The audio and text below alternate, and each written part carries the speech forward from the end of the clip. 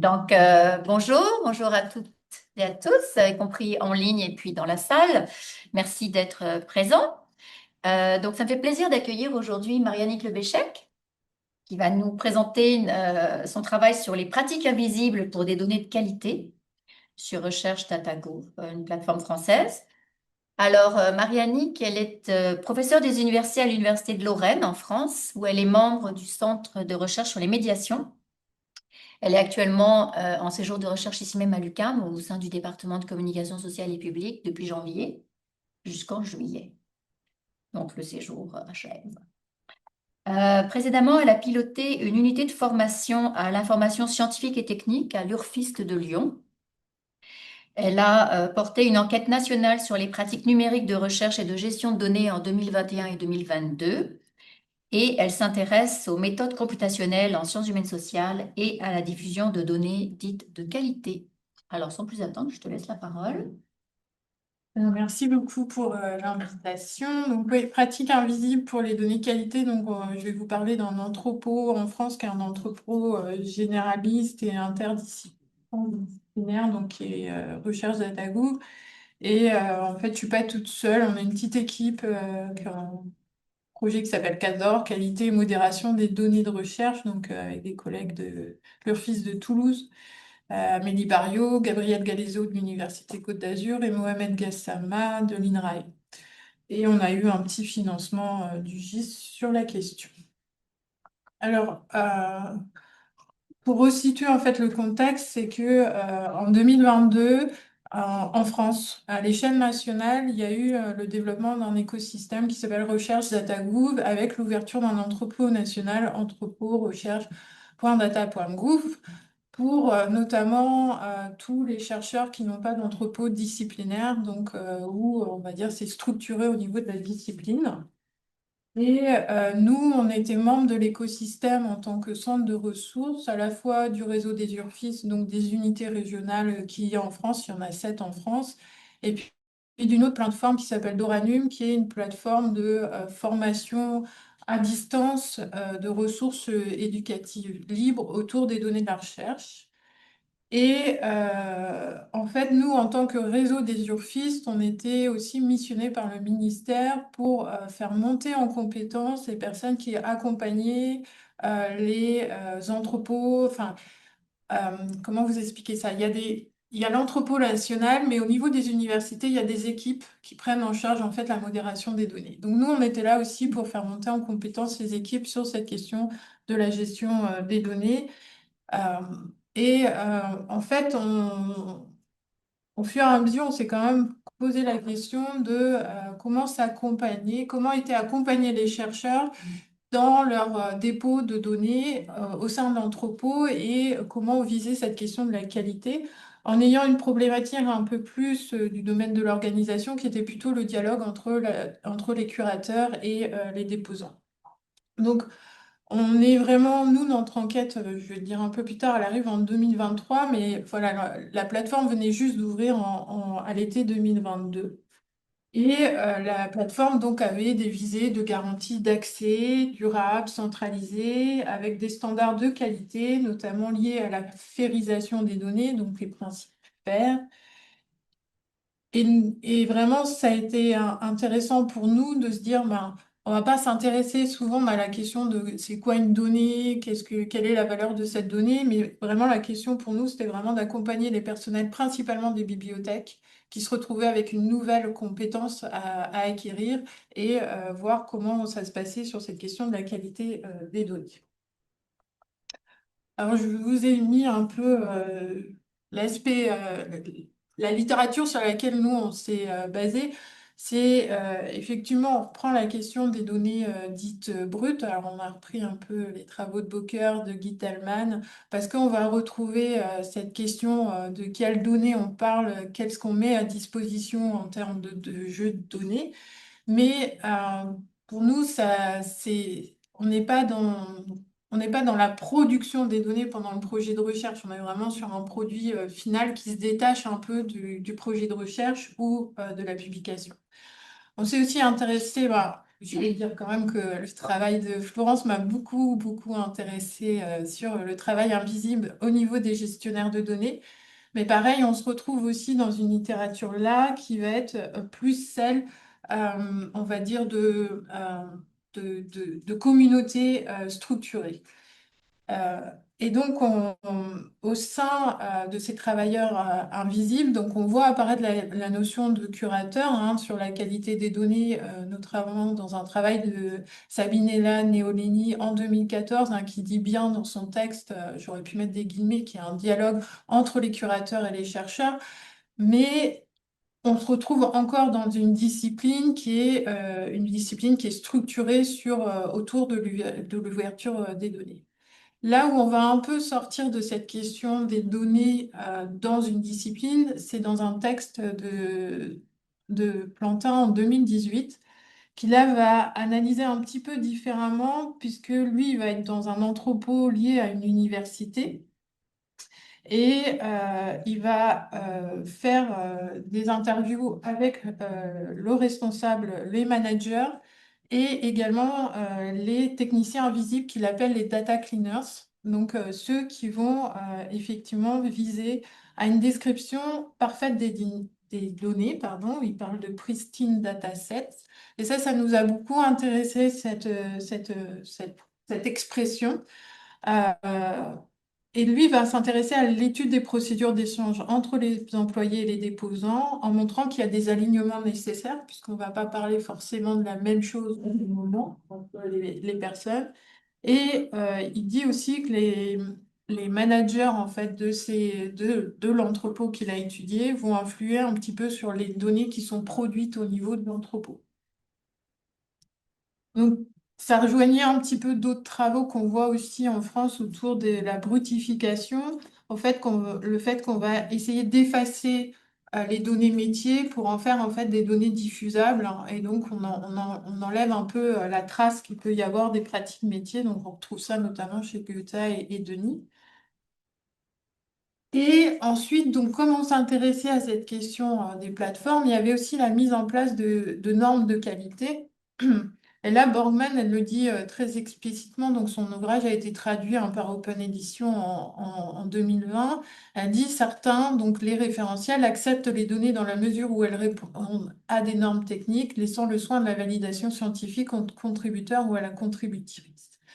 Donc c'est ça qui était pour nous intéressant, c'est que ce que je vais vous expliquer dans la présentation, c'est qu'on va avoir une plateforme qui va viser des normes de qualité, des reconnaissances de qualité, et en même temps, on va voir qu'il y a une discussion sur jusqu'où je peux aller pour viser cette qualité.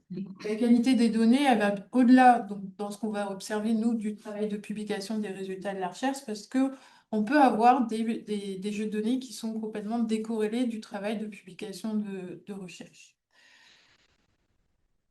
Donc, si je continue un petit peu la présentation de notre réflexion, c'est que ce que je vous disais dans la littérature, c'est que souvent on va trouver des récits ou des restitutions, ou des analyses qui partent du travail qui est souvent au quotidien et en équipe des chercheurs, avec des curateurs qui sont, alors on a dit embedded curator, mais c'est un peu une expression qu'on a eue en discutant avec les collègues, c'est vraiment que le curateur fait partie en fait de l'équipe. Souvent c'est un ingénieur qui participe à la collecte des données, qui fait aussi ce travail de curation. Et ce qu'on voit aussi, c'est qu'il y a une mutualisation et un regard des collègues sur les données, puisque souvent c'est quand même dans des cercles assez restreints. Nous, ce qu'on a pu montrer donc, dans l'enquête qu'on a menée en 2020, pardon, on a pris 1089 répondants à l'échelle nationale en France, toutes disciplines confondues, même si on avait une majorité de SHS. C'est que les contextes de travail, de recherche, font vraiment varier les résultats sur la gestion des données de recherche. Donc, ce qu'on a pu montrer, c'est que toutes les personnes, on leur a posé la question aux chercheurs, dans quel contexte travaillez-vous en termes de recherche? Est-ce que vous êtes plutôt solitaire, on va dire, ou est-ce que vous avez d'autres types d'équipes? Ce qu'on a vu, c'est que souvent les équipes entre 11 et 20 personnes dans les travaux de recherche sont celles qui vont le plus développer les pratiques de gestion de données. Et on montre qu'il n'y a que 52, alors on peut dire il y a 52% des répondants qui vont dire avoir des pratiques de gestion de données à long terme. Donc on n'a pas non plus une majorité des chercheurs qui disent gérer leurs données à long terme. Et ça, Gabriel Galezo, lui, il a travaillé dans les sciences omiques pendant sa thèse et il montre vraiment qu'il y a un accompagnement tout au long dans certaines équipes, dans ces équipes qui travaillent au quotidien pour aller vers cette qualité de données. Ce qu'on va retrouver dans les sciences omiques, donc, Mohamed Gassama, là, qui travaille à l'INRAE, dit effectivement, on a 3 collections à l'INRAE, dont l'Institut national de recherche en agronomie et en écologie. Et en fonction des collections dans lesquelles les déposants vont aller, on va avoir ce qu'on appelle une curation a priori, et notamment dans les sciences omiques, on va avoir une curation a priori, c'est-à-dire que le déposant va soumettre à la curation avant que son jeu de données soit publié. Et donc, il y a un échange entre le curateur et celui qui dépose le rapport. Nous, ce qu'on observe là, quand on est à l'échelle de recherche DataGouv, c'est un autre public. C'est souvent un public qui a un travail ponctuel et souvent solitaire autour des données de recherche. Donc, il y a des personnes en entretien, on leur demande est-ce que c'est une habitude dans vos communautés de partager des données? Ils disent non. Clairement, ils disent non. Là, c'est parce que j'ai fait une enquête avec d'autres collègues dans d'autres disciplines qu'on a ouvert les données. Mais sinon, dans mon domaine, on ne va pas ouvrir les données. On peut avoir vraiment donc le chercheur en SHS qui se retrouve un peu tout seul à un moment à ouvrir ses données de recherche. Donc la curation, elle va se faire a posteriori. On n'est vraiment plus dans le même schéma, avec des données qui vont être plutôt travaillées dans le sens où elles peuvent être généralisables et elles ont une certaine transversalité. C'est-à-dire qu'on considère qu'elles ne vont pas que toucher les personnes de la même discipline. Alors pourquoi on arrive à cette situation? C'est qu'en France, quand cette plateforme est ouverte, donc recherche, entrepôt, recherche avec la Google, on est dans le deuxième plan national pour la science ouverte en France. Et surtout, on a un décret qui est publié donc, le 3 décembre 2021 qui dit que les établissements publics définissent une politique de conservation, de communication, de réutilisation des résultats bruts des travaux scientifiques menés en son sein. Et donc, ils veillent à la mise en œuvre par leur personnel de plans de gestion de données et contribuent aux infrastructures pour permettre la conservation, communication, réutilisation des données et des codes sources. C'est-à-dire qu'avant même que la plateforme soit ouverte, on a dit aux établissements, il faut que vous prévoyiez des personnes, des équivalents temps plein, pour participer à cette curation des données. Donc, il y a vraiment des personnels qui n'avaient pas forcément ces fonctions-là, qui se retrouvent en fait avec cette fonction. Pourquoi? Parce qu'en France, on avait déjà eu HAL avec les archives ouvertes et qu'à un moment, quand tous les chercheurs ont commencé à déposer leurs articles, eh ben, il n'y avait plus assez de personnel derrière pour accepter ou non les articles dans l'archive. Donc, nous, dans notre enquête, elle sort de ces communautés disciplinaires et de pratiques qui vont se développer à l'échelle d'une discipline. Alors pourquoi la curation elle est aussi autant et mise en avant sur l'entrepôt recherche DataGouv? Donc là, je vous ai fait une capture d'écran en fait des niveaux de curation. Voilà, on nous dit explicitement que sur recherche DataGouv, il n'y a pas on ne passe pas les nouveaux dépôts de jeux de données sans ce principe de curation. Donc, les anciens, alors, ils vont récupérer d'anciennes bases pour les remettre dans Recherche DataGouv, mais les nouveaux dépôts passent par ce niveau de curation.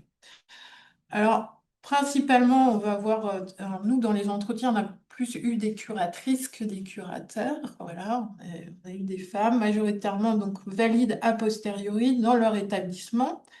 Et on a aussi très largement la question de la certification Core Trust Seal de l'infrastructure. Alors, Core Trust Seal, pardon, c'est le fait que l'entrepôt va être certifié de confiance. Et dans la certification de confiance, on va voir que eh ben, cette question de la curation, elle est importante. Et ça, c'est un conservateur des bibliothèques qu'on a interviewé qui nous dit, donc l'entrepôt national, il a vocation à rentrer dans une démarche de certification en 2024. Et ça va nous permettre d'être reconnus à l'échelle internationale. Cette certification, elle suppose un nombre de procédures, de garanties en fait sur la qualité des données qui sont déposées. Et pour moi, c'est ce qu'on met en place, ça vise à atteindre le niveau où on a la responsabilité par rapport au fait que l'entrepôt national va demander cette certification. Donc on est dans une pratique en local et en même temps, on est dans une pratique à l'échelle nationale qui est de viser à l'échelle nationale la certification. Alors nous, notre étude, elle se déroule, donc ce que je disais, hein, un an plus tard, on est en 2023. Donc Mohamed Gassama, à l'époque, il est stagiaire avec nous, donc après, il rentre à l'INRAE en tant que curateur. On a analysé en fait les chartes de curation en 2023 de différents entrepôts, donc des entrepôts à l'échelle internationale, on peut avoir Dryad, des entrepôts qui vont être plus spécialisés donc sur des données en biologie comme Pengae. Il faut savoir que tout ça, c'est un peu ce qu'on avait en 2023 ne sont pas les mêmes qu'on a en 2025. Mhm. Pourquoi? Parce que Dorel était l'entrepôt de l'Université de Lorraine et qu'il est rentré dans l'entrepôt de pardon, l'entrepôt national. Donc voilà. Pareil pour l'INRAE qui est rentré dans l'entrepôt national. Et puis, on en a certains comme l'Ifremer qui se sont réunis avec d'autres acteurs, notamment des éditeurs scientifiques, pour créer d'autres types d'entrepôts, en fait. Donc là, cet écosystème, on va dire, ou ce panorama, il est un peu modifié aujourd'hui. Par contre, ce qu'on peut noter, c'est que Humanum, par exemple, en 2023, n'avait aucune charte de curation ou de modération des données. C'est pour ça que certains chercheurs en SHS, dans les universités, les curateurs ne les voyaient pas. Pourquoi? Parce qu'ils allaient vers Humanum, où là, on ne leur demandait pas de passer par un process de relecture. On a recueilli donc un rapport de curation. Je vais vous présenter un peu la trame. Et puis, on a fait des entretiens semi-directifs. Alors, je disais des 6 curateurs, j'ai tout masculinisé, mais c'est plutôt des curatrices, donc avec des statuts de conservateurs des bibliothèques ou des ingénieurs d'études. Et puis, on a eu des déposants chercheurs. Alors, on a différents statuts. On peut avoir des ingénieurs de recherche, des enseignants-chercheurs ou des chercheurs. Quel est le point commun avec tout notre échantillon? C'est que, ils n'ont pas de formation initiale à cet enjeu. Donc, c'est quelque chose qui s'apprend en cours. Alors, on peut se dire les conservateurs de bibliothèques, ils ont quand même une initiation à la classification, etc. Mais en discutant au fur et à mesure, ils sont plutôt formés au management dans les bibliothèques et un peu moins, effectivement, cette question de la curation des données de recherche. Donc souvent, ceux qui sont dans ces positions, enfin, qui font ce travail, sont des gens qui ont été volontaires dans leur établissement pour participer à cette pratique.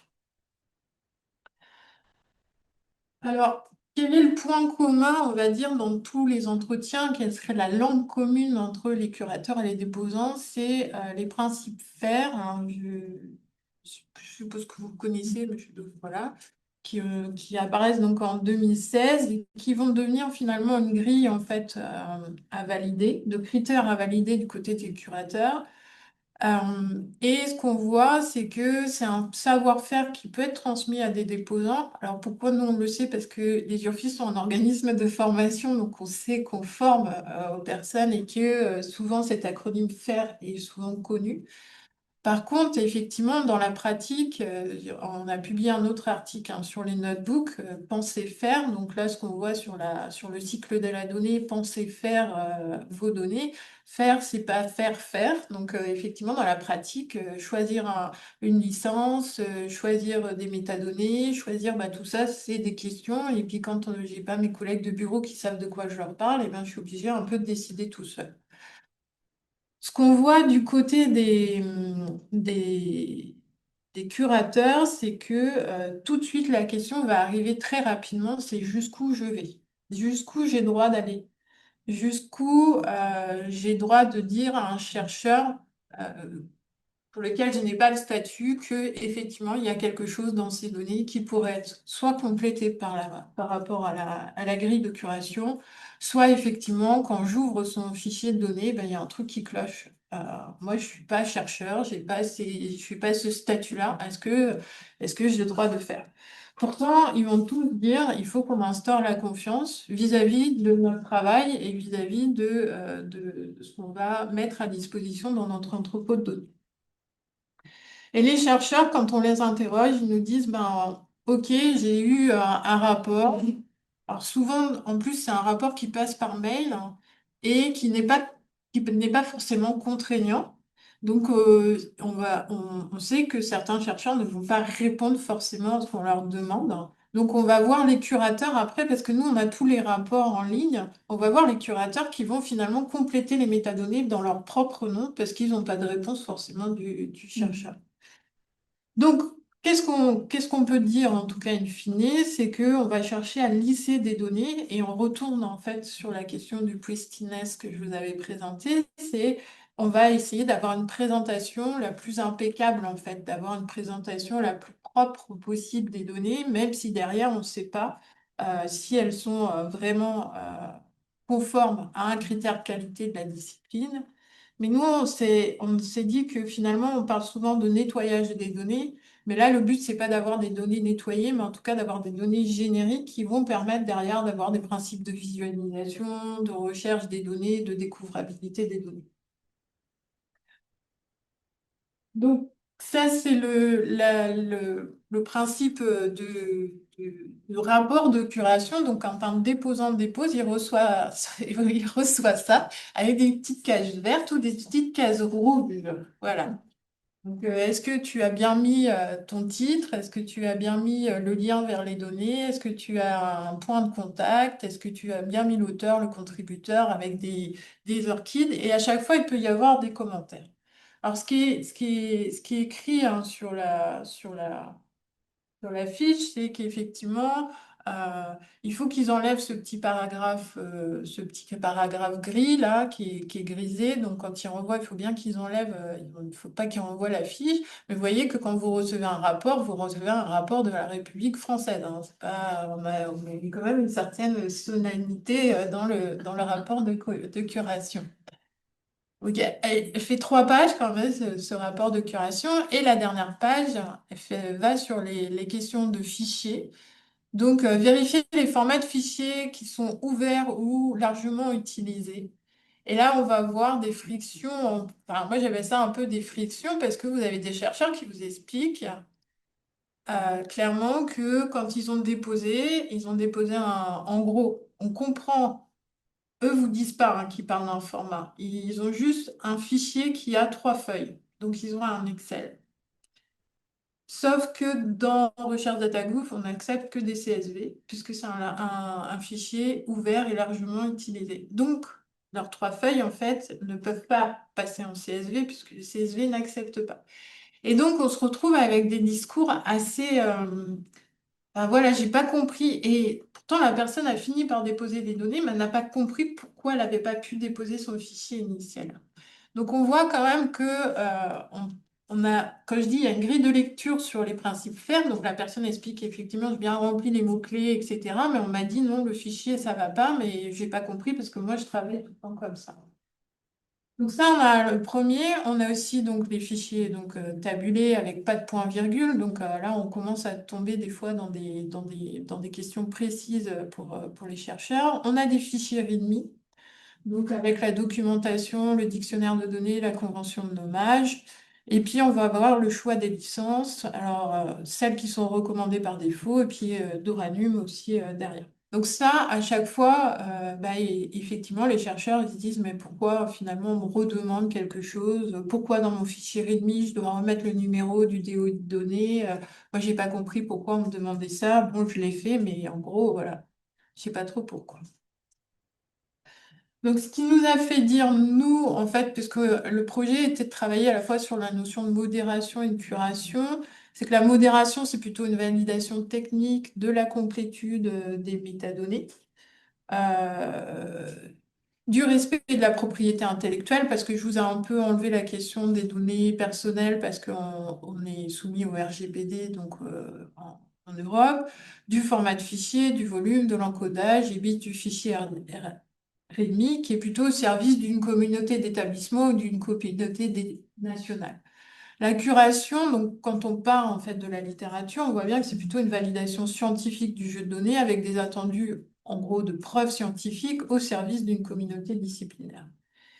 Et ce qu'on peut dire en fait du travail que nous on a vu, c'est que souvent il y a on cache, en fait, il y a un manque de reconnaissance. Donc, on va voir leur nom apparaître dans les curations à partir du moment où ils ajoutent des métadonnées. Mais on peut. Alors, nous, ils étaient tous enjoués quand même. Mais on peut dire quand même qu'il y a une certaine frustration, notamment dans l'autorat du travail que apportent ces curateurs par rapport au jeu de données. Et il y a un ouvrage qui est paru, je ne sais pas si vous connaissez, des coulisses de la science en 2022 de Vaquet. Et elle a épluché en fait les remerciements des publications pour y trouver le travail lié aux données de recherche. Et elle voit qualifié de besogne, de tâche ingrate, de routinière, de fastidieuse, de chronophage ou encore de travail du clic qui renvoie à des compétences techniques moins nobles que le travail scientifique. Donc, même dans la démarche qu'il peut y avoir volontaire, certains chercheurs de mettre à disposition leurs données de recherche, on voit que si on peut déléguer ce travail-là, on va essayer de le déléguer le plus possible. Et ceux qui font la modération vont se retrouver en fait dans un processus de regard sur la donnée avec une légitimité qui est toujours en train de se chercher. Donc, pour conclure, je ne sais pas si j'ai dépassé le temps ou pas. Ça va. Euh, En fait, moi, j'étais partie sur une question très organisationnelle. En gros, il y a des règles qui sont mises en place et les chercheurs ne peuvent pas discuter de ces règles, de curation, etc. Et en fait, c'est pas ça qui est ressorti finalement dans les entretiens. Même si on peut dire qu'il y a une grille de curation qui est parfois peu compréhensible par les chercheurs qui participent pas à son élaboration. Mais ce qui était intéressant, c'est de voir que on va dire un des obstacles, c'est le manque de connaissances techniques et numériques. La question des formats, la question des fichiers, la question du fichier README. Euh, Par exemple, le fichier README, est-ce que c'est une notice d'usage? Est-ce que c'est un descriptif du projet? Euh, En fait, c'est quand même quelque chose, quand on regarde dans la littérature, là, dernièrement, en 2020, 2024, on tape README dans un référence bibliographique, c'est comment un bon fichier README améliore la réputation d'un GitLab, d'un projet GitLab. Donc, on est vraiment sur des projets plutôt de développement informatique. Et là, on demande à des chercheurs parfois qui sont en SHS, donc ou qui sont éloignés en fait de l'informatique, ça peut être la biologie ou autre, hein, enfin d'autres domaines, qui vont se retrouver à avoir un fichier README et qui en gros ne savent pas dans quel sens prendre ce fichier-là. Donc, enfin, je trouvais ça intéressant, donc, notamment les travaux de Le Mans et Liquette, hein, qui disent que effectivement le numérique, ça renvoie aussi à des univers techniques, des univers très matériels, des idéologies et des imaginaires. Et là, on se rend compte effectivement que ça peut être loin, des pratiques de recherche en elles-mêmes. Et puis on voit on glisse au fur et à mesure entre deux univers, c'est-à-dire que les principes FAIR, ce sont des principes de réutilisation donc pour les autres chercheurs, mais souvent des principes de réutilisation pour la machine. C'est-à-dire que les métadonnées vont lire peuvent être lues par des machines et peuvent être réutilisées par des machines. Donc on est quand même sur des standards qui sont plutôt des standards à visée technique et qui ne sont pas du tout des standards de réutilisation. Donc là, effectivement, tout ce qui est dit sur cette question de compréhension des problématiques, que ce soit de format, de coût, d'interopérabilité, de portabilité, de droit. Tout ça, effectivement, toutes ces critiques, on va les retrouver en fait dans nos entretiens, même si elles transparaissent pas telles quelles. En fait, on est plutôt dans le type de à quoi j'ai été confrontée quand j'ai voulu déposer mon jeu de données ou à quoi je suis confrontée quand je commence à parler avec un chercheur de son dépôt. Donc, ce qu'on voit, c'est qu'il y a des inégalités hein, dans la manipulation des outils informatiques. Et ce qui est, enfin, je sais pas si c'est désespérant ou pas, mais enfin, dans notre enquête, hein, quand on avait fait à l'échelle nationale, on voyait que effectivement, il y avait une césure entre tous ceux qui nous allaient nous parler de GitLab, qui allaient nous parler de langage Python, etc. Et tous ceux qui nous disent, ben moi, de toute façon, je fais des entretiens et tout ça, c'est trop éloigné de mon quotidien, en fait. Et donc voilà, ça c'était un des points. Et puis j'avais une autre question, peut-être que c'est que je me demandais si finalement on devrait revenir à cette notion, alors parfois qui est un peu valise, d'objet frontière, parce on n'est pas sur une forme en tout cas de visée de qualité des données qui serait celle finalement d'une réutilisation dans un cercle précis de chercheurs, d'une communauté de recherche, mais là on est vraiment sur quelque chose qui vise une généralité et donc du coup on perd en fait un peu ces repères disciplinaires ou ce cadre parce qu'on ne sait plus jusqu'où les limites doivent être mises. Voilà. Et voilà, j'ai fini. Merci. Et Marianne, alors ça nous laisse un petit peu de temps pour la discussion. Peut-être que tu peux fermer l'écran, oui. Alors, questions, commentaires pour Mariannick, en ligne ou dans la salle. François. Merci beaucoup pour la présentation. C'est sûr que par la force des choses, on passe au Codex canadien puis on essaie de faire des liens. Et donc, une première question, est-ce qu'en France, il y a eu l'obligation parallèle de faire des plans de gestion des données de recherche? C'est comme ça que ça a été institutionnalisé ici. Et puis donc, les enjeux de compétences des chercheurs et tout ça, les mêmes enjeux se posent avec le PGDR, le plan de gestion des données de recherche, qu'ils ouvrent ça et ils ont un peu les mêmes questions, finalement dans le rapport final. Puis ils ont c'est quoi ça même format de fichier? Est-ce qu'on peut entendre là-dessus sur un, est-ce que c'est la même chose en France au niveau institutionnel? Puis deux, est-ce que vous connaissez les travaux qui documentent en fait le même type de problème de manque de connaissances ou de compétences à l'étape 1? Oui, alors en France, c'est obligatoire principalement pour les projets financés, les projets par l'Agence nationale de la recherche. Donc on a cette question qui arrive. Mais tous les projets ne sont pas forcément soumis à cette question des plans des PGD en fait. Donc on a tout un ensemble de recherches qui se fait hors financement ou alors qui vont être des financements par des organismes régionaux ou autres, où là il n'y a pas la question du PGD. Donc des fois, c'est ce que expliquent en fait certains curateurs, c'est que depuis que l'ANR a obligé au PGD, eux arrivent bien en amont sur ces questions pour accompagner les chercheurs. Mais en gros, souvent, il arrive, ceux qui eux vont rencontrer, c'est tous ceux qui vont passer hors de ce filtre. Et effectivement, les questionnements sur les PGD rejoignent notre questionnement, sachant que moi, ma question, elle était vraiment plus sur la question organisationnelle, en fait. Je pensais vraiment que les chercheurs allaient discuter plus pourquoi on me demande ça, qui a mis ça en place. Et en fait, on s'aperçoit que finalement, non, ils prennent le cours, en fait. Ils se posent finalement, elle est invalidée presque, ma problématique de départ, parce que en fait, ils rentrent vraiment dans le process, en fait. Ils vont remplir, bon, ils vont pas forcément remplir tous les items, parce qu'il y en a certains qui vont pas comprendre, mais en fait, ils ils se reposent pas cette question-là. Et donc, on va retourner sur cette question du PGD, du fait que voilà, les formats, les licences, et quand bien même on explique aux personnes en formation, tant qu'elles sont pas devant leur écran en train de valider en place, de toute façon, elles ont, en fait, la transformation de l'information qu'ils ont eue, on sait qu'à un moment, ils ne l'auront pas au moment voulu, en fait. Il y a une question en ligne ensuite de Marie-Annick Lebéchec. C'est Camille, non? Ben, Bonjour, c'est quoi un outils? Ah, oui, d'accord, moi, je des multiples.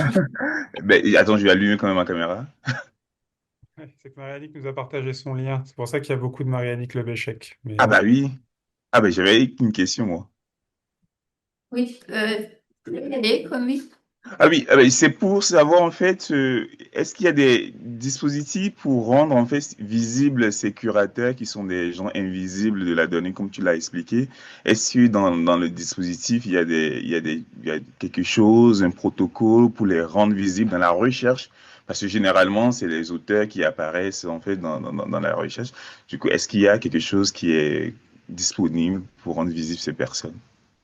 Alors, du point de vue de la publication, on va avoir des revues qui mettent en place, hein, où on explique chacun à quel travail on a fait dans un Ok. projet. Ça, du côté de la publication, du côté de la mise à disposition des jeux de données, donc là où on sort un peu du principe de publication, euh, ça peut ne pas se voir, sauf sur la plateforme, c'est-à-dire qu'à partir du moment où un curateur ajoute des métadonnées, on Mm. va avoir le nom de ce curateur qui ajoute ou Ok. complète les métadonnées. Mm. Ok. Merci. Oui, oui, oui, oui. ouais, je verrai. J'utilise beaucoup de code. Donc, quand je vais sur GitLab, GitHub, j'ai besoin de trouver du code qui va accomplir certaines tâches. Sauf que je cherche dans Google, puis ça me réfère généralement au bon endroit. Pour ce qui est des dépôts de données, je dirais en Amérique du Nord, parce que surtout là, avec des données qu'on va prendre des États-Unis, etc., là, c'est le Far West. Les gens mettent n'importe quoi, n'importe où, de n'importe quelle manière. Et quand je cherche un jeu de données dans une certaine forme, c'est l'enfer. Retrouver quelque chose. Autant que dans GitLab, GitHub, à cause de toutes les README, puis les mots-clés qui vont ressortir, je me retrouve, puis je peux trouver des gens qui ont fait quelque chose que j'ai le goût de faire. Excusez-moi, et de m'inspirer de ça.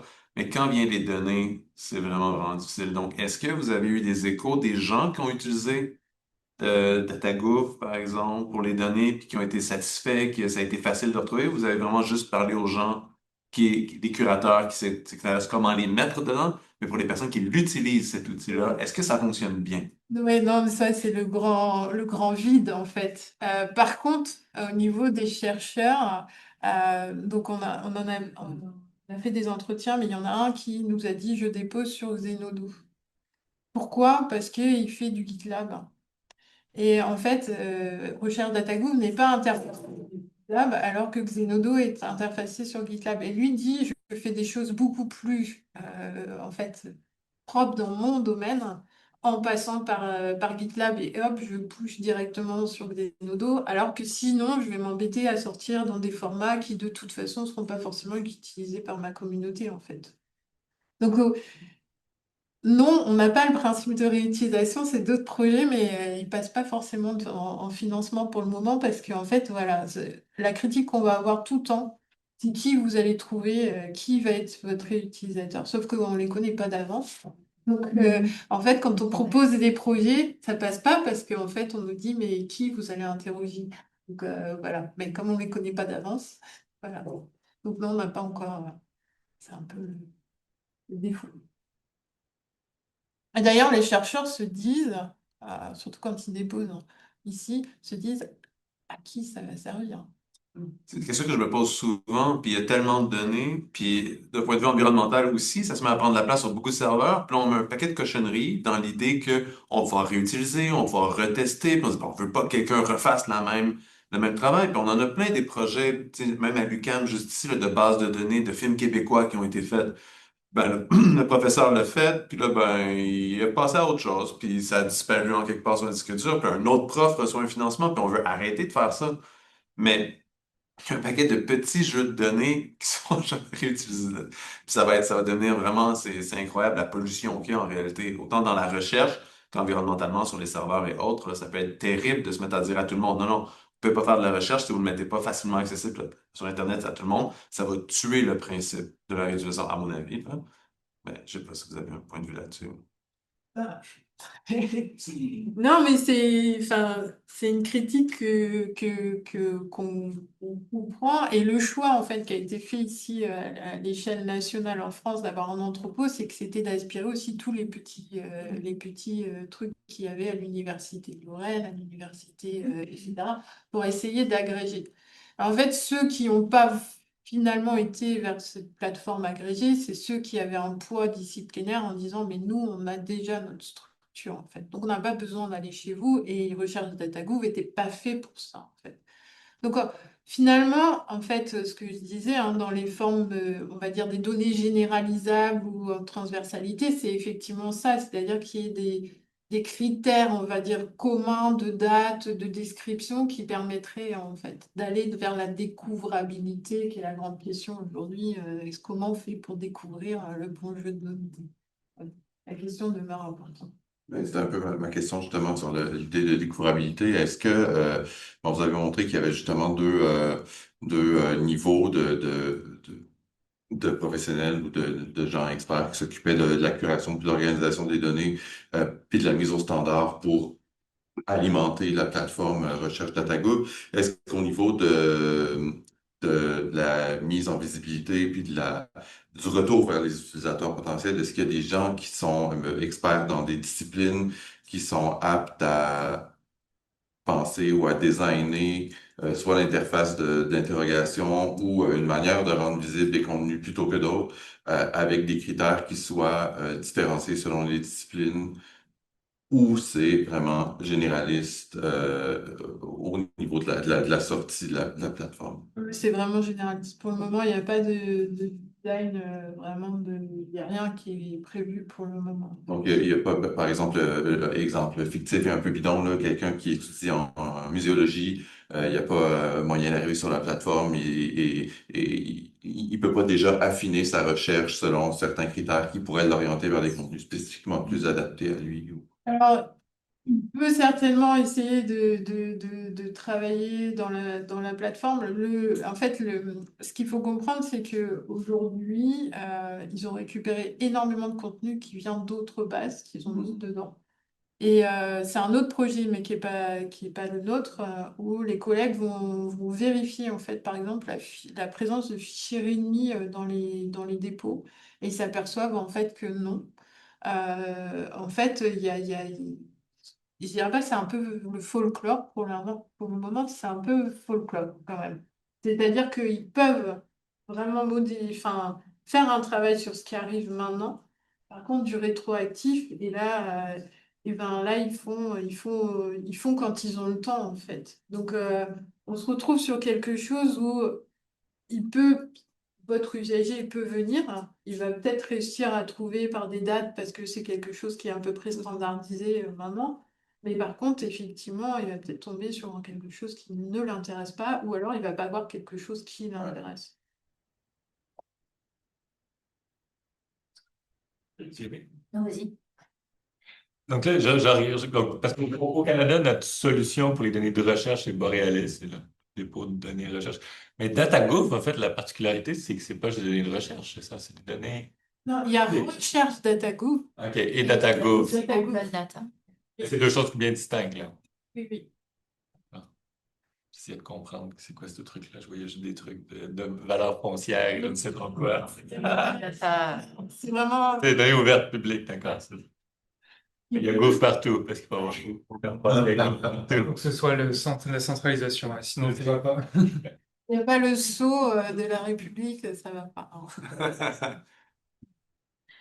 Moi, un petit commentaire par rapport, parce que tu évoques DataGouv, la logique l'open data. Si on regarde comment l'open data s'est développé, on était vraiment dans une logique de l'offre dans les années 2010 quand ça s'est développé. Donc, on publie à tout va, peu importe quoi, il faut tout publier.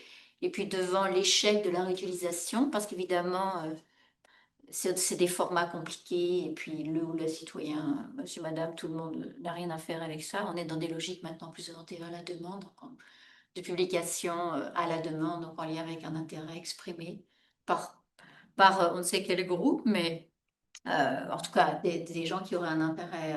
Je me demande si, parce que l'open data, enfin la publication des données de recherche en sciences, moi il me semble relève du même imaginaire, c'est-à-dire que on, on assimile accès, donc mise à disposition des données et usage sans vraiment problématiser. Et puis l'autre imaginaire, c'est un peu l'idée même du recherche DataGouv d'avoir un entrepôt multidisciplinaire. Donc, parce que les entrepôts vont être multidisciplinaires, ça va favoriser aussi interdisciplinarité, Moi, je l'ai vu dans mes travaux sur, même à l'échelle de communautés en écologie, où là aussi, il y a beaucoup, beaucoup de disciplines en écologie, il y a de la chimie, il y a de la physique. Et puis, le pari derrière ces entrepôts-là, c'est de dire que la mise à disposition des données va favoriser l'interdisciplinarité et l'internationalisation et la collaboration. Mais il y a tout un impensé du travail que ça implique déjà, parce que là, on le voit bien. C'est déjà démontré dans pas mal de publications, mais cette tâche de... Puis pour des chercheurs, nous, enfin, quand on voit le formulaire, là, on pense à nos formulaires éthiques, c'est super compliqué. On n'a pas du tout envie de faire ça. On a juste envie de refiler la tâche à quelqu'un qui est compétent, qui a un intérêt pour ça, mais il n'y a pas du tout de... Donc il y a vraiment un impensé sur tout ce travail de publication, de curation des données. Et je me demandais, bah, pour avoir une question, maintenant, parce que ça fait quand même quelques années, est-ce que dans les universités, donc au début on leur a dit, trouvez-nous du personnel ou réallouer des personnels à ces tâches-là, est-ce que maintenant on forme ces gens-là ou est-ce que c'est toujours pareil, c'est-à-dire ils se débrouillent un peu sur le tas Alors, si, parce qu'en fait, ils ont, dans l'écosystème recherche DataGouv, ils ont créé ce qu'on appelle des ateliers de la donnée. Mhm. Donc, alors, il faut quand même comprendre que les personnes ont dû se réunir. Alors, il ne pouvait pas être un établissement, il devait être plusieurs établissements. Donc, je ne sais pas, c'est comme si on vous demandait ici d'aller travailler avec l'UQAM, avec l'UDEM et puis McGill, comme ça. Donc, déjà, voilà, ça s'est pas forcément bien passé partout. Bon. Voilà. Euh, et ensuite, donc, ils devaient faire les mêmes, proposer des formations, proposer donc pour eux et pour leurs usagers. Donc, ça voulait dire que ben, quand les gens voulaient, par exemple, les gens qui s'intéressent aux données à l'UQAM, à McGill et à l'UDEM, on peut les mettre dans la même pièce, ils vont se parler ensemble. Par contre, quand on va demander à leurs institutions de dire combien tu mets de temps de TP dessus, et ben c'est parti, ben, c'est pas forcément bien passé partout. Donc certains ont mis en place ces ateliers de la donnée, ont pu donc du coup vont commencer à former, vont commencer à se former et à former leurs usagers, c'est-à-dire tu sais pas ce que c'est qu'un PGD, on va t'expliquer parce que effectivement avant de commencer à déposer des données, il faudrait quand même déjà qu'il y a un petit processus avant de plan de gestion de données et puis des questions qui arrivent en amont et pas forcément juste à l'ouverture. Euh, donc il y a une montée en compétences, mais on ne peut pas avoir un curateur dans chaque projet, enfin on ne peut pas avoir un curateur dans chaque équipe et on pourra pas. Donc ils visent quand même à ce que ce soit les doctorants qui soient le plus initiés à ces questions-là. Voilà. Donc, à ce que ce soit ce qu'on appelle plus précisément. Donc, ouais, enfin, ça. J'aimerais ça revenir sur l'idée que votre problématique a été invalidée. Probablement, je n'étais pas sûr de comprendre la problématique, donc j'essaie de la reformuler. Est-ce que vous vous attendiez donc qu'il y ait des interrogations sur la légitimité de cet appareillage-là complet, puis c'est ce que vous n'avez pas vu? Donc, c'est peut-être ça ma première question. Après ça, j'aurais une relance.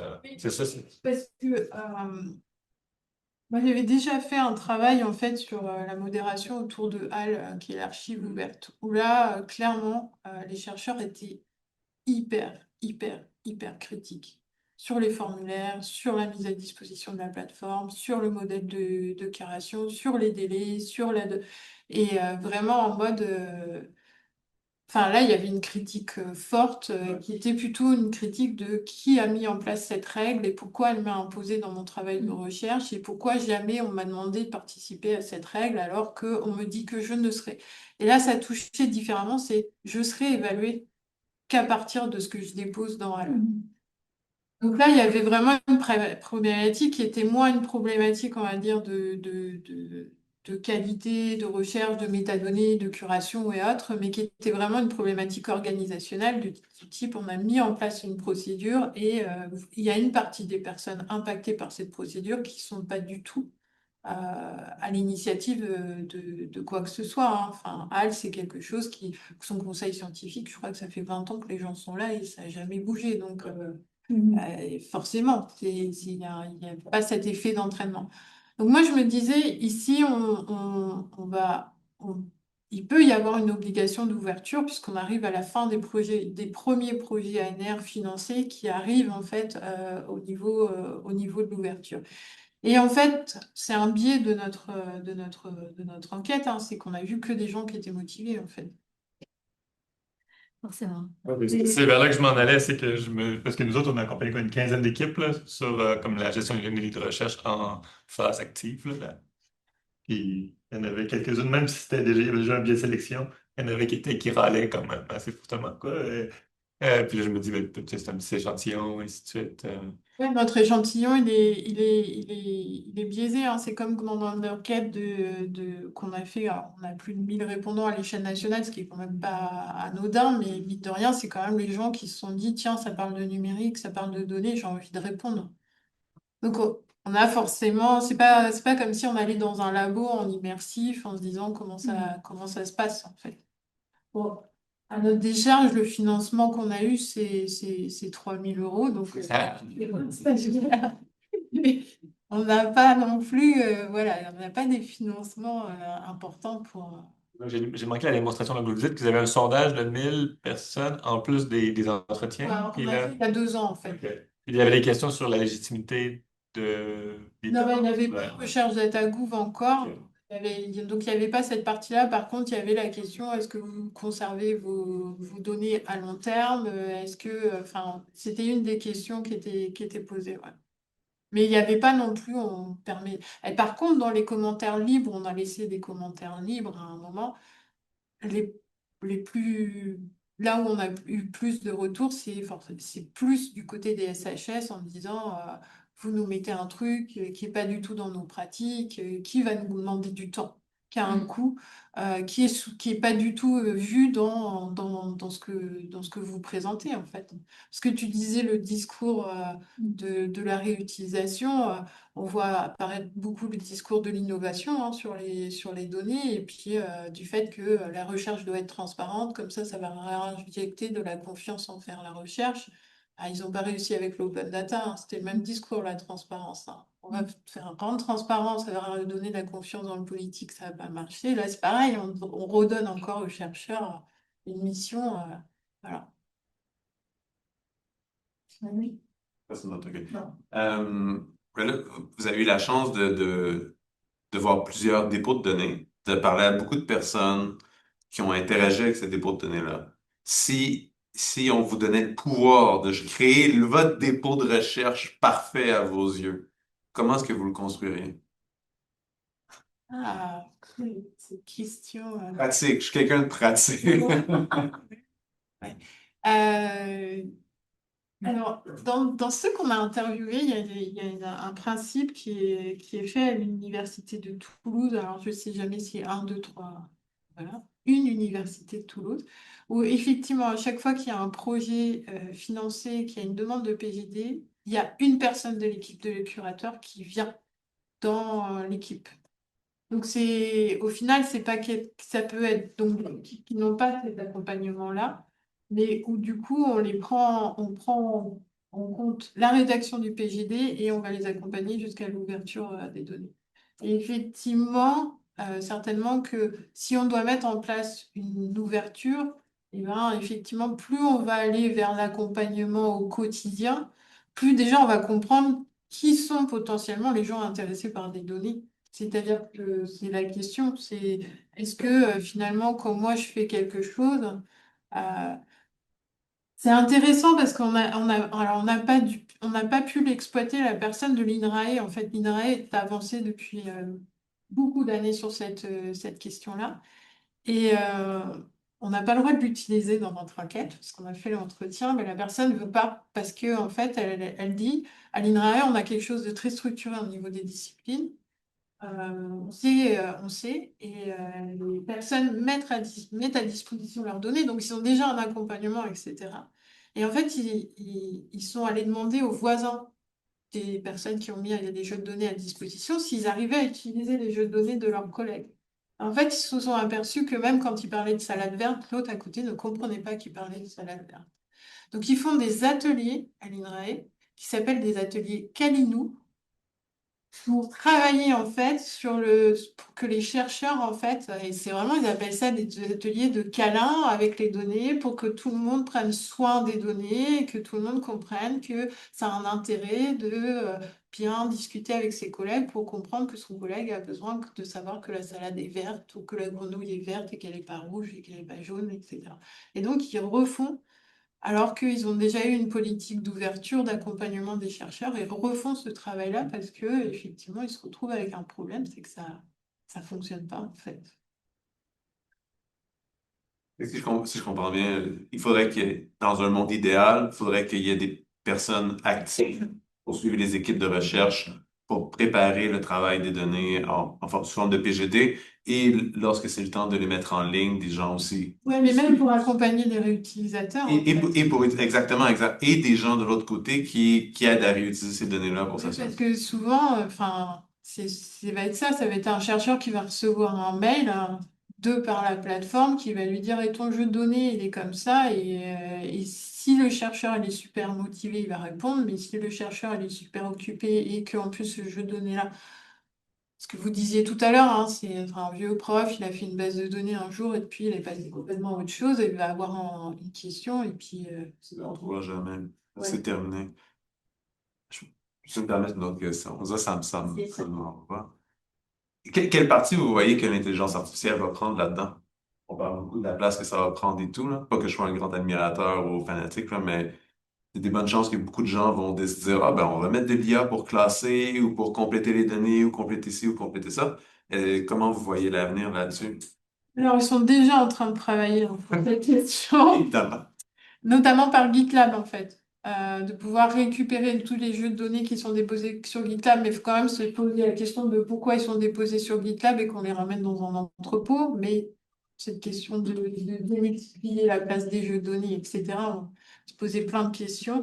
Mais en fait, ils travaillent déjà au fait que, au lieu de tout le temps aller rechercher l'information, parce que c'est ce que font en fait les curateurs, d'aller chercher à droite à gauche l'information leur revient directement parce ils peuvent interfacer l'entrepôt avec GitLab. Moi, je dis que déjà, rien que faire ça, ils ont du mal. Alors, de là à mettre de l'IA, on sait, hein, il faudra toujours qu'il y ait quelqu'un qui vérifie. On reste quand même à un moment, il y a l'expression travailleur du clic. On va rester sur le fait que soit on vise à la qualité, et dans ces cas-là, ben, on va être obligé de ramener cette curation euh, manuelle, en fait. Est-ce que oui, ça peut automatiser, ça peut sauver? Je sais pas. Je reste dubitative, mais on nous dit que c'est la. Et, Panacée. Oui, la panacée. Parce que ça fait peut-être un peu rétrograde de dire non, ça va pas marcher, alors que voilà ce qu'on disait par exemple sur l'IA il y a 10 ans, qui était de dire bah non, un robot ça pourra pas marcher, ça pourra pas éviter des obstacles, et puis maintenant on s'aperçoit qu'ils peuvent courir et les trucs. Voilà, Je voulais revenir sur la question de la légitimité du processus en tant que tel, c'est d'ouvrir les données, les publier, puis la question des écarts épistémiques ou plutôt disciplinaires, parce que est-ce que, enfin, je ne sais pas si, comme vous disiez, les équipes que vous accompagnez étaient déjà, même si certains relais étaient déjà adhérés, disons, à l'esprit de l'initiative, puis j'imagine qu'au niveau de ton enquête, oui. En fait, j'ai l'impression que ça laisse aussi tout un pan, je ne sais pas dans quelle proportion c'est un pan qui est important ou pas, mais de recherche où la donnée, elle n'a pas déjà une certaine autonomie. Parce que euh, toutes ces initiatives-là, elles sont pensées, elles reposent sur l'idée que les données sont détachables des contextes de leur production et qu'elles peuvent être encapsulées d'une certaine manière pour être réutilisées parce qu'en elles-mêmes, elles ont une valeur de réutilisation. Mais moi, dans les enquêtes que j'ai faites, par exemple, auprès de chercheurs qui travaillaient sur l'article, il y avait des anthropologues qui regardaient la base de données en disant, mais il n'est pas question que mes entretiens que j'ai faits depuis 20 ans, 30 ans, qui sont au cœur de ma carrière d'anthropologue avec des communautés du Nord, il n'est pas question que ça, d'ailleurs, ils n'appellent pas ça des données, ils appellent ça des informations, puis il y avait d'autres, des comptes rendus. Et pour eux, ça n'a aucun sens de transférer ces informations-là dans une base de données déjà anonyme. Et puis pour eux, ça n'a aucun sens non plus d'imaginer que ces informations-là puissent être réutilisables parce qu'elles sont construites dans l'interaction d'anthropologue avec son terrain, sur 20 ans, dans le cadre de projets particuliers avec une problématique spécifique. Donc, toute cette... et là, clairement, il y a quelque chose d'irréconciliable quasiment, parce que pour ces disciplines-là, ça n'a pas de sens. Puis peut-être un exemple un peu moins extrême, c'est des biologistes, puis là c'était dans les années donc 2015, des biologistes en écologie qui eux aussi disaient, mais en fait, le postulat de départ qu'on avait nous dans l'équipe, c'était de dire, enfin c'est qu'on se demandait en fait s'il y avait vraiment des craintes de se faire scooper en fait. L'idée, donc des équipes en compétition qui refuseraient d'embarquer dans le partage de données par crainte de se faire voler, en fait, ou que d'autres équipes plus dotées financièrement mettent une armée de postdocs sur la base de données et donc qu'ils puissent publier en avance. Et eux, en fait, la crainte, c'était pas celle-ci. C'était plutôt des craintes liées à la qualité des données et au possible mésusage des données. Donc, reprendre des données qui ont été collectées encore là dans des contextes très particuliers et leur faire dire autre chose que qu'est-ce qu'elles diraient en fait dans le cadre du projet dans le cadre duquel elles ont été collectées. Et encore une fois, c'était un exemple qui n'était pas... parce que là, on n'était pas du côté de... Ah là là, est-ce que c'est un problème de formation? Est-ce que c'est un problème de format? Tout ça part du principe qu'il y a des données euh, qui peuvent voyager de façon autonome en dehors de leur contexte de production. Et ce n'est pas le cas de toutes les... Alors, Ça a ressorti. Vous avez été confronté à ça ou pas? ben non, parce qu'on parle vraiment de gens qui ont déposé des tableurs Excel, mais en France, ouais. En France, on a coupé court à ces questions-là, c'est que le chercheur n'est pas propriétaire de ces données. Mhm. C'est-à-dire que là, le discours, il Qui est... est ça, un anthropologue, ça? Oui, le chercheur n'est pas propriétaire de ces données. Il est de ses publications, mais pas de ses données. Et là, je peux vous dire qu'ils sont dedans à fond, hein. C'est, tu n'es pas propriétaire de ton matériau. Donc... Et après, ils ont deux plans, c'est-à-dire que si c'est pas de la donnée, c'est de l'archive. Mhm. Ok. Et moi, j'ai le cas hein, dans mon bureau d'une personne qui ne veut pas se détacher de ses archives de travail d'anthropologue qui est allé dans des communautés en Afrique, linguistiques, etc. Et en fait, bah alors là, pour le coup, c'était plutôt la personne qui fait le ménage qu'on avait marre d'avoir ses cartons. Donc, il appelait pour qu'elle enlève ses cartons, ses cartons, ses cartons. Et elle ne voulait pas enlever ses cartons. Et la personne est venue me voir et elle me dit, mais tu te rends pas compte, c'est tout mon travail, etc.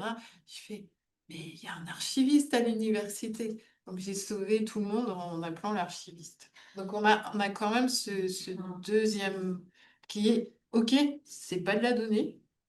Et on ne va pas inventer un truc qui n'est pas de la donnée. Par contre, certains vont dire c'est de la métadonnée quand même. Mhm. Si c'est pas de la donnée, on peut mettre de la métadonnée, c'est-à-dire que c'est un document, il a une date, il a un lieu, il a un collecteur, et puis au final, on détache en fait l'info pour dire il y a de la métadonnée quelque part. Donc potentiellement, il y a quelqu'un qui va passer, qui va dire de telle date à telle date, sur telle communauté, qu'est-ce qui a été fait. Donc ça, c'est un point. Et sur le mésusage, alors, ça me fait... Je dis pas bondir de ma chaise, je vais juste sourire et faire un truc de breton, c'est faire voilà. Parce que on sait pas, on ne sait pas. Alors c'est la crainte de tous les chercheurs. Ouais, mais ils vont faire dire n'importe quoi. Je rappelle que nous, dans le Covid en France, celui qui a dit le plus n'importe quoi, je crois pas que c'est le citoyen, hein. Enfin, on a eu un chercheur quand même de haut vol pour raconter un peu n'importe quoi. Et je dis ça parce que j'ai un article normalement qui est sorti aujourd'hui où moi j'ai étudié les personnes qui vont lire des articles en open science. Alors pareil, l'échantillon il est biaisé, j'ai vu que des gens qui ont bien voulu me répondre, etc. Mais les gens qui m'ont répondu m'ont dit, je suis allée chercher des articles scientifiques parce que dans mon boulot, dans mon équipe, on avait besoin de parler de ça. Et donc, je suis allée, et là, on n'a pas de citation. Le plagiat, on ne connaît pas, mais par contre, je suis allée lui piquer sa méthode. Je suis allée voir l'acteur, le chercheur. Je m'aperçois que dans ce domaine-là, on est en train de parler de ça. Et dans mon équipe, dans mon Slack, je leur ai dit, ben, tiens, on pourrait parler de ça, on pourrait parler de ça. Donc, effectivement, on va décontextualiser. Ça, c'est vrai. Mais est-ce que ça va être du mésusage ou est-ce que c'est pas de l'usage scientifique?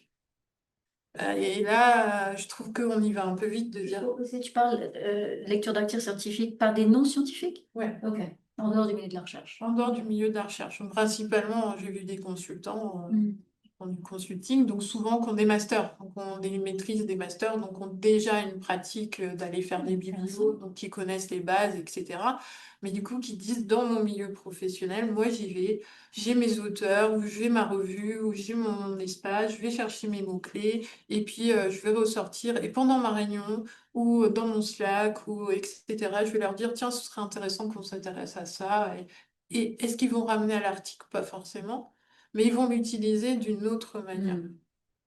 Et c'est pour ça que, tu vois, le mésusage, c'est quelque chose qu'on entend souvent. Et peut-être qu'il faut effectivement pas l'oublier. Par contre, se dire que forcément il va y avoir des mésusages, moi, ça m'embête un peu, en fait. Je trouve que c'est considérer le citoyen à qui on met à disposition comme quelqu'un qui va forcément faire tout et n'importe quoi. Et qui n'est pas compétent. Et qui n'est pas compétent. Alors on sait qu'il va discuter, il va en parler avec ses collègues, enfin, comme la radio, comme la télé, ou alors, enfin, c'est pas du TikTok ce qu'on fait, quoi. Ouais, sur cette question de la légitimité et du mésusage potentiel, probablement, je vous entends sur le contexte européen, donc dans les contextes des pays ou des territoires qui ont été colonisés, il y a donc les revendications des peuples autochtones, en fait, sur les données. Et c'est en termes de mésusage, hein, donc, et, peut-être mieux documenté finalement que les mésusages. Et donc, je me demandais, donc, il y a eu ce débat, puis ça date déjà d'un bout, j'ai regardé, c'est 2018, là, mais fair contre care, les principes de bon usage des données en contexte autochtone, et ainsi de suite. Donc, là, ça sera un cas, comme eux, c'est des revendications de mésusage qui leur font dire qu'ils ne veulent pas adhérer coûte que coûte au principe fair. Et c'est quoi l'écho en Europe de ces discussions-là? Je me disais, tu sais, disons, je sais pas, la recherche avec les populations marginalisées en Europe, ils pourraient avoir des mêmes types de revendications, quoi, d'exploitation des données. Alors, là où j'en ai entendu parler, c'est quand j'ai travaillé avec des personnes atteintes du sida, euh, qui est le plus gros militantisme qu'on a parce que les peuples autochtones en France, Ce serait ça n'existe pas. Voilà. Ça n'existe pas, ça existe pas. Enfin, la République est une et indivisible chez nous. Par contre, effectivement, parce qu'ils sont allés dans le militantisme nord-américain aussi, hein, ils se sont formés là-bas. C'est eux qui quand même sont venus dans les congrès européens ou dans les études européennes dire là, vous êtes en train de parler de nos potes qui sont morts dans vos tableurs Excel, donc vous parlez pas de nous sans que nous on aille avec vous parler des résultats de recherche. Donc eux, quand ils font une conf, ils sont là et ils discutent au même titre que le chercheur, donc des résultats. Et c'est cette personne-là qui m'a dit, mais tu sais qu'en France, on ne respecte pas la loi européenne. C'est-à-dire que depuis 2016, toutes les études cliniques faites en Europe doivent être publiées en accès ouvert. Et c'est pas fait.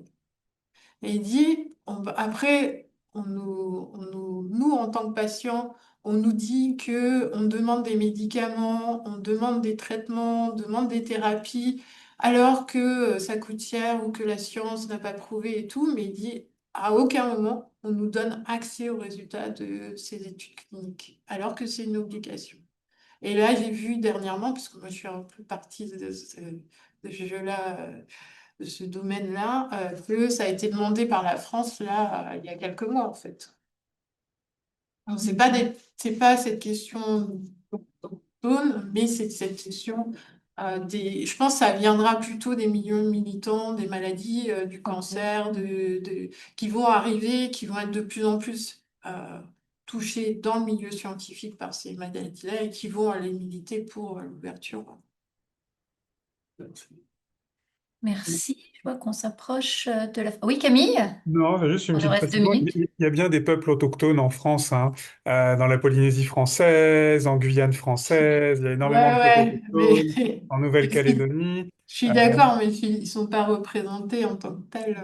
Bah, justement, c'est ce que je lisais sur l'Université de Polynésie française, qui avait justement beaucoup de réticence à publier les enquêtes menées parce qu'elles sont utilisées depuis des années par la préfecture française pour mener ensuite des actions directes contre certains peuples et notamment particulièrement en Nouvelle-Calédonie, hein, qui est officiellement une colonie au sens de l'ONU, hein, c'est pas la France est toujours colonisée la Nouvelle-Calédonie et qui s'en servent notamment pour la répression depuis une vingtaine d'années et pour mettre en prison, comme c'est le cas actuellement, les chefs indépendantistes.